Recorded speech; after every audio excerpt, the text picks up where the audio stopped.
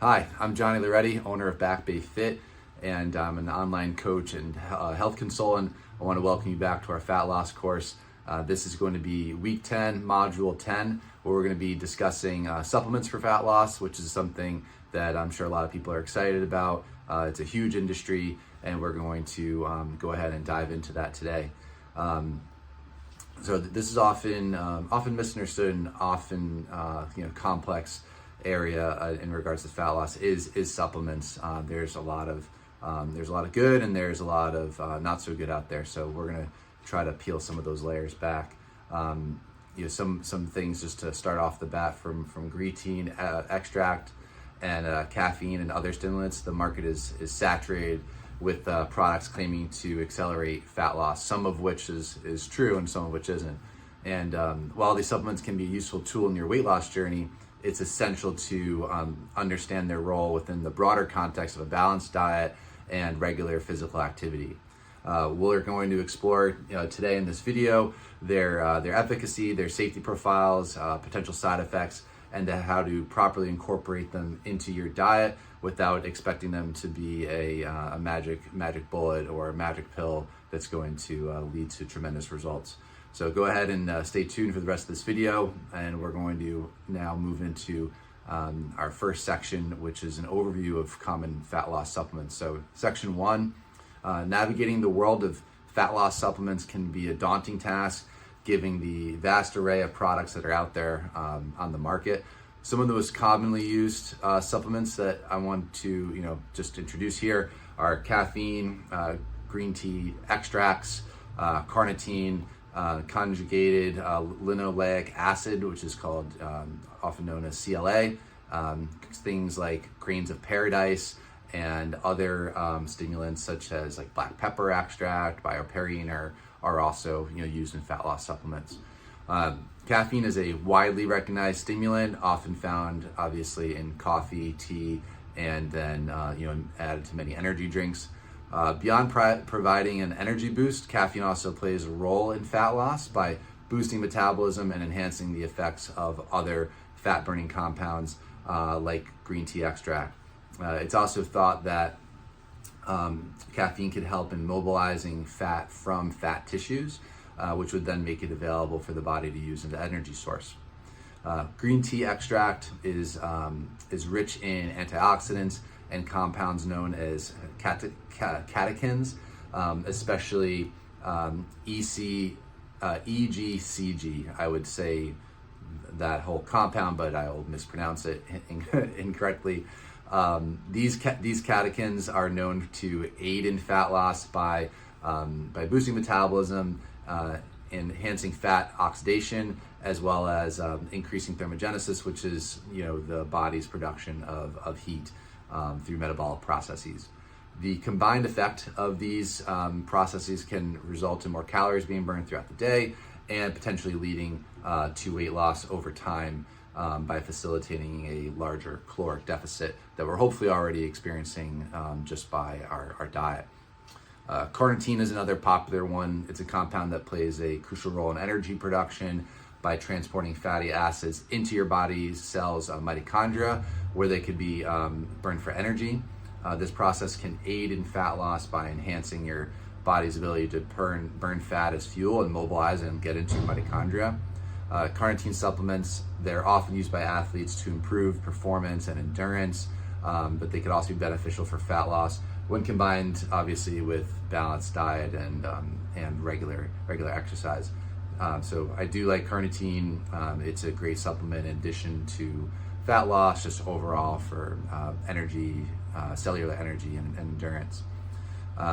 Grains of paradise is one that I'm also going to highlight, which is becoming more popular these days.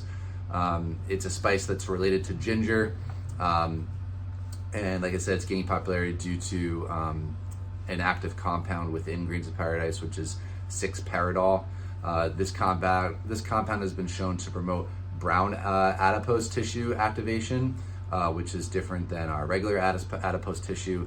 Brown adipose tissue is a type of fat that burns calories rather than storing them, and this will potentially contribute to an increased fat burning throughout your body. However, the initial research on grains of paradise and the 6-paradol compound, well, it's promising, but more extensive research is needed to validate these findings before we could, be certain. But things like caffeine, green tea, carnitine, we know that these things, to an extent, will enhance fat loss. Okay. With that being said, next section we're going to move into section 2, which is the efficacy, safety, and the potential side effects of these fat burning supplements which are available. So caffeine, as we talked about, has been shown to modestly boost metabolism and stimulates fat burning, but its effects tend to diminish with regular use due to tolerance, just like any sort of drug. It's generally safe for most people in moderate amounts, but its excessive consumption can lead to potential side effects. Most often related to sleep, such as insomnia. Too much caffeine can lead to anxiety, increased heart rate, stomach upset, and in some individuals who are highly sensitive, even heart issues and death. So while caffeine is widely used, we still need to be careful with this compound. Green tea extract has been associated with increased fat oxidation, as we've already talked about, and increased metabolic rate, especially when combined with caffeine. However, the overall effect on weight loss tends to be fairly modest. Green tea extract is generally well tolerated by most people, but it can cause some side effects such as stomach upset, constipation, nausea in some people. In very, very rare cases, some folks have issues with their liver with green tea extract, but that is that's pretty rare. Carnitine supplements will also assist in fat loss, as we had mentioned, particularly those who are deficient in carnitine. Carnitine is often found in meat, so if you're vegan or if you're not getting enough of carnitine in your diet, then it could be beneficial for you. However, the evidence is not strong enough to recommend carnitine for everybody. Although it is generally safe for most people to use, it can cause other side effects similar to the caffeine and the green tea, such as nausea, vomiting, diarrhea, and even like a fishy body odor has been observed in some people. So that's something to be considered. CLA, which was mentioned in the beginning, has been shown to be very mixed results in studies. Some studies suggest it may help reduce body fat, while other studies show no effect. It's generally considered safe, and it's a component of our diet. It's a fatty acid, so it's nothing that to generally be concerned about. But there can be some side effects such as gastrointestinal upset, diarrhea, flatulence. But that's to be expected with most fatty acids. Some research suggests that it also may increase inflammation and insulin resistance, but those findings are inconsistent. So the jury is still kind of out on CLA, but this is something that you'll probably find out on the market. Grains of paradise, as we kind of mentioned already, it's a pretty new entrant into the world of fat loss supplements, and the research is still emerging.